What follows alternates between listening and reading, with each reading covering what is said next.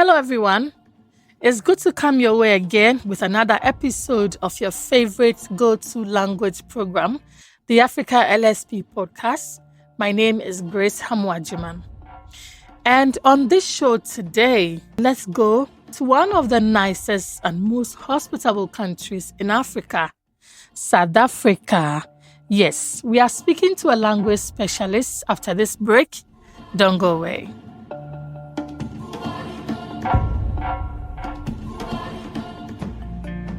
Welcome to Africa's LSP Podcast, where we explore the world of translation, interpretation, and localization, as well as connect with the language industry's top players. From language service providers to the businesses and individuals who rely on their services, we'll be delving into the challenges, opportunities, and trends shaping the industry. Join us as we discover the power of language and the impact it has on connecting Africa and the world. Brought to you by Bolingo Consult, Africa's LSP Podcast is the go-to podcast for all things language in Africa. Welcome back. This is the Africa LSP Podcast. My name is Grace Hammoah Agyemang, and my guest for the show today is Qhawekazi Phelakho. She is a Zulu linguist and localization specialist. Qhawekazi, thank you so much for making time to join us. You're welcome to the program, and we are honored to have you. Thank you so much for having me, Grace. It is truly an honor to be part of Africa's LSP Podcast today. I have been an avid follower, so this is a wonderful opportunity to contribute and share my passion for localization in the South African context. Great. So you can start by telling us a bit about yourself, who you are, where you're from, where you're based, what you do, and any other interesting thing we'd want my listeners and I to know about you. I am Qhawekazi Phelakho, as you already know. I am a language specialist in isiZulu, African languages, and I am a dedicated advocate for the power of translation and localization to drive socioeconomic progress. I am originally from KwaZulu-Natal, born and bred. I am based in Ndlovu, also known as Pietermaritzburg. My academic background includes a BA in African Languages and Media Studies, a BA in Translation Studies, a postgraduate certificate in Education majoring in English, and I am currently completing my master's degree in Translation Studies at the University of the Witwatersrand. My recent project is the one that we are discussing today, the South African Localization Guide. Clearly, you are a young woman who has a lot on a plate. So tell us then, we know you have recently developed a localization guide for the South African market. Why do you think this localization guide is very important for businesses and development organizations working in South Africa, as well as those hoping to do some work in South Africa? Good question, Grace. Maybe you will agree with me that before we delve into the why the localization guide is important, I think it is important also to firstly look at the what. What is a localization guide? Because, and this is as per my experience when I was conducting research for this guide, people did not understand as to why am I collecting this data? What exactly is a localization guide? So, if you may allow me. Yes. Okay. So a localization guide is a tool, is a comprehensive document that provides detailed strategies. It provides best practices and recommendations for adapting content, products, or services to meet the linguistic, the cultural and market-specific needs of a target audience. So it typically outlines the process of modifying elements such as language, currency, visual design, and user interface to ensure that the localized product resonates deeply with the local audience and aligns with their cultural preferences. So now I want to answer the initial question. Kindly remind me. Why do you think this localization guide is very important for businesses and development organizations working in South Africa, as well as those hoping to do some work in South Africa? You know, Grace, the localization guide is critically important for businesses and development organizations, as you said, working in or looking to branch or enter the South African market for several reasons. The first one, South Africa is one of the most linguistically and culturally diverse countries in the world, boasting 12 official languages, including South African languages, or South African language, which was recently recognized. So this means that a one-size-fits-all approach to communication simply does not work, So this, then localization sort of allows businesses to go beyond translation and make their content, their products and services culturally relevant. This then enables them to connect with consumers in a more meaningful way. Well, I've had the opportunity to read the Localization Guide, and I must say it is a rich body of information. Can you walk us through how you went about the whole process? I mean, your methodology for this body of research. Oh, this was like the interesting part of this localization guide. The methodology behind this guide was designed to ensure a robust understanding of localization needs in South Africa across several key sectors. So we employed a mixed methods research approach, combining qualitative and quantitative data to provide in-depth insights. So this included surveys that were sent to businesses across industries such as media, healthcare, and e-commerce, in order to collect quantitative data on their localization strategies, their challenges and experiences. The survey questions, they covered a wide range of topics, including localization budgets, target markets, and the use of specific tools and technologies for content adaptation.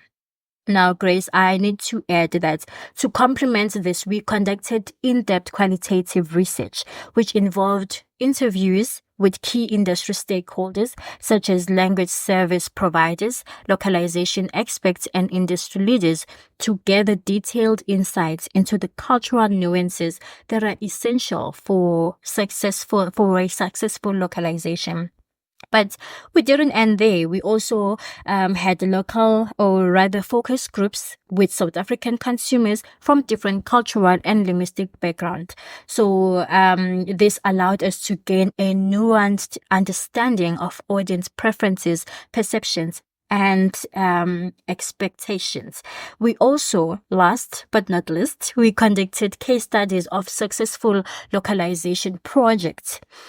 So basically this triangulation approach of combining your literature reviews, interviews, surveys, and case studies allowed us to sort of develop a practical recommendations grounded in real world experiences supported by data. Wow. I must say that was a robust way of gathering the data. And for a country that has that wide base of population and language, I'm not surprised you had to adopt that triangulation strategy to get every view on board. Well done to you and the team.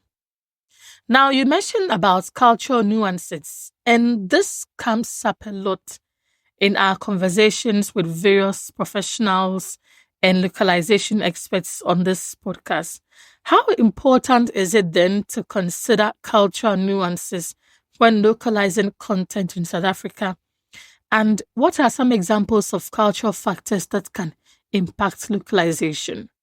So cultural nuances, and I agree with you, they are one of the most critical elements to consider when localizing content in South Africa.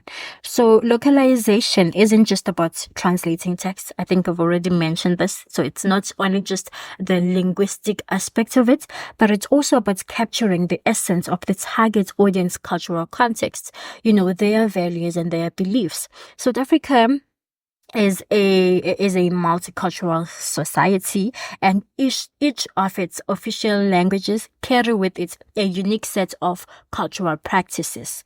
So yeah, for example, I recently translated or edited a book that was translated from English into isiZulu, but it was set in Nigeria. And so this means that when we were translating the Army series, we did not only have to look at the linguistic aspect of it or just translating it, but we also had to localize it. For example, Ami, which is the main character of the book, wakes up and eats fufu in the morning. But because we are translating it and we are localizing it into the South African context, we cannot say that Ami wakes up in South Africa and eats fufu. So we had to localize it based on what a 9-year-old or a 10-year-old will wake up and eat in South Africa. So in short, the company or a business must always ensure that the meaning or the message aligns with the traditions, the idioms, and the cultural, socio-political context of the intended audience. So my listeners out there will attest to the fact that we have mentioned time and again on this show that when you're doing localization, it is key to always consider the cultural, religious, social, and all the nuances of the people in order not to find yourself on the wrong side. So I'm not surprised that that's also come up again in your submission. And let me just add that the Ami series book that you mentioned, it is a beautiful piece of art for young readers. So for my listeners, if you haven't read it yet, then do yourself this favor and grab a copy. The pictures, the illustration, the language, the text, everything in there is just soft and calm for young readers especially. Coming back to our interview, Qhawekazi, so I want us to go into the content of the guide itself to look at some of your findings and the issues you have raised, especially when it comes to aspects of localization which are deemed most important for entertainment and media content. 50% of respondents considered cultural references and context adaptation to be of paramount importance. Tell us a bit more about this. Yes, definitely. I like the fact that you are giving me my own percentages, my own numbers. So it actually shows that you read the guide. So, as you've said, in the media and entertainment sector, we actually did find the localization guide revealed that 50% of the respondents considered cultural references the most important aspect of adapting entertainment content. And this is because cultural references make content relatable and authentic. For example, the success of the South African film Tsotsi is largely due to its ability to blend the multiple languages and cultural elements while addressing universal themes like redemption and struggle. The use of local idioms, historical references, and even clothing styles, all of those things played a part in ensuring that the film resonated with the South African audience by balancing local authenticity with storytelling. So in another example, that we used in the guide, the video game developers at Qhawekazi Games incorporated local slang and humor into Boot Fighter. So the game achieved a sort of widespread popularity across the African, not just South Africa, but across the African continent. So by using familiar South African expressions and referencing everyday cultural experiences, the game fostered a deep connection with local players. And I can go on and on and on, so I'm going to stop there for now. Amazing, Qhawekazi. Thank you for these insights. If you look at how the South African market is, one of the advanced in Africa, I think any serious business on the continent needs to read a copy of the South African Localization Guide. Now, what are the unique considerations for localizing e-commerce platforms and content in South Africa? How can localization help to improve customer experience and drive sales, if it can in any way? Okay, so the e-commerce sector in South Africa presents unique localization challenges and opportunities.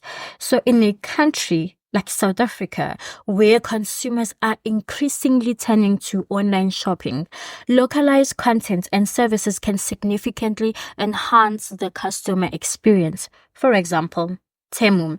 Temu is an emerging e-commerce company, and it has made strategic localization moves by translating its website into isiZulu, Zulu being one of South Africa's indigenous languages. So if you go to their website, you actually have two options as far as language is concerned. You are able to navigate between English and into isiZulu. I'm sure, Grace, you agree with me that is very important. Correct. Yeah. And also mobile payments. Although it is a foreign company, a foreign e-commerce company, but they've also incorporated payment methods that resonate with South African consumers. So yeah, by recognizing the importance of language and payment preferences, Temu has then successfully positioned itself as a competitor in the South African market. However, in contrast, we have global giants like your Amazon, which they have yet to fully localize their services for the South African market. So what do I mean by this? Research showed, or rather revealed, that although they have made some adaptations, such as acknowledging, when you go on their websites, such as acknowledging local holidays and seasonal changes, there is still a gap in linguistic inclusivity. And this is particularly important because South Africa's linguistic diversity means that many consumers prefer to interact in their home languages. So businesses that invest in local language support and culturally relevant marketing strategies can improve customer satisfaction and ultimately drive sales. And I must say that is such wonderful information on the South African e-commerce space. So for any of my listeners who are interested in entering the SA e-commerce space, you'd want to grab for yourself a copy of this localization guide and know how things are done there. You don't want to be found wanting in the space. Qhawekazi, let me just confess that I love the sessions about gaps in localization for each of the areas you focus. And you have used that opportunity to share key localization takeaways after your analysis. But tell us in general, what are some of the key takeaways from the guide? And how can localization professionals use it to improve their work? Okay, so firstly, language I've said this so many times, that language inclusivity is critical, and businesses that fail to offer services in multiple South African languages, they risk losing out on large amounts of the market. Secondly, cultural sensitivity must at all times be prioritized. So, as I said, simply translating content is not enough. It needs to reflect local values, local norms, and social contexts to be truly effective. So for example, Nando's has been highly successful in South Africa by using humor and socio-political commentary in its advertising, which reflect local attitude and social issues. Thirdly, the investment in high-quality translations is very crucial. Poorly translated content can lead to miscommunication and even damage a brand's reputation. So, for localization professionals, they can use these insights to create more targeted, more effective campaigns that not only communicate the intended message, but also build stronger connections with local audiences. I couldn't have agreed with you anymore on that point, because the essence of what we do is to impact society and change lives. So if you just translate and it is not making the impact we need, that is not any effective. A great point you made there, and I agree 110% with you. So I'm just curious though. You have put in so much effort, and it is a beautiful work you have done out there. Should this give us the indication that you have plans to update the guide in the future? And if so, what areas would you like to focus on? Great question. I would have to discuss that with the commissioners of the localization guide, which is Bolingo Consult and Carbot Group. But if we were to update the localization guide, I would want to focus on, we need to sort of understand that the market continues to evolve. So updating the localization guide would be a good step. So future updates would likely focus on emerging technologies in localization, such as artificial intelligence and machine learning, which are becoming increasingly relevant in streamlining the localization process. Also, I would also like to expand on case studies in sectors such as healthcare, particularly around mental health advocacy, where language can be a barrier to accessing critical services. The integration of local languages into healthcare apps and websites will be an area of will be a great area for future exploration. So I'll share links to the South African Localization Guide in this podcast introduction. But where else can people get copies of this guide? The South African Localization Guide can be accessed through the website of Bolingo Consult and Carbot Group. Also, we are going to have printed copies, so interested listeners can also reach out to me directly through LinkedIn or via email for more information. I encourage businesses, localization professionals, and researchers to explore this guide as it provides practical, data-driven strategies for engaging South African consumers. Well, I cannot leave you without letting you speak. One of my favorite parts of this program or of this podcast is when I get my guests to speak to their people in their own language.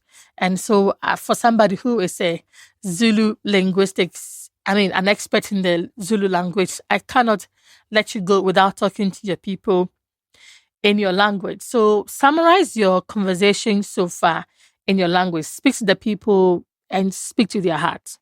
Thank you so much, Grace. Ngiyabonga kakhulu. Shuthi namhlanje sikhulume ngomhlahlandlela osushicileliwe obukade ke wenziwe noma ke ubhalwe yimi ukuthi bekumele ukuthi ngenze ucwaningo olunzulu. Lo mhlahlandlela ke uqhamuke kahle ukuthi ke uqhamuke ne Bolingo Consult kanye ne Carbot Group abalena ke eWest Africa. Lo mhlahlandlela uqukethe amasu kanye nezinsiza ezinzulu ezisebenza ngokuthi zikhushise amabhizinisi kanye nezinkampani ezahlukahlukene ukuthi hayi ukuheha nje kuphela amakhasimende, kodwa futhi nokuthi bayenze kanjani imikhiqizo, ama-services, izinsiza zabo ukuthi zihambisane namakhasimende, hayi nje ngokusebenzisa ulimi kuphela, kodwa nezindlela ezijwayelekile abantu bakhona eNingizimu Afrika abazijwayele. Umuntu azothi uma ebuka into abone ukuthi yinto yakhona la eNingizimu, yinto umuntu ayijwayele ayaziyo. Ngiyabonga. Thank you so much, Grace. Thank you too. And that was Fast Zulu.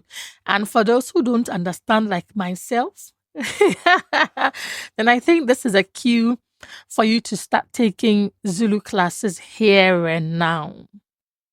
Qhawekazi, it's been great talking to you. It's been great having you on the show.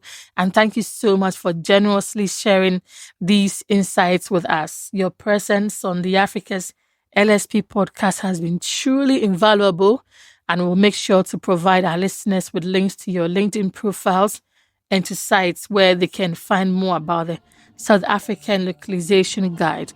Thank you once again for your time and contribution. And to you, my listeners out there, as always, thank you for always coming.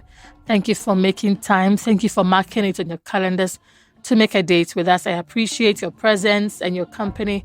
And till I come your way again next time, my name is Grace Hammoah Agyemang. This is the Africa LSP Podcast. See you. It's bye from all of us here. Bye.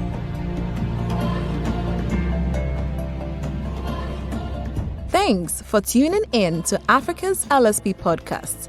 We hope you enjoyed the conversation and learned something new. For feedback or enquiries, reach out to us at podcast@bolingoconsult.com.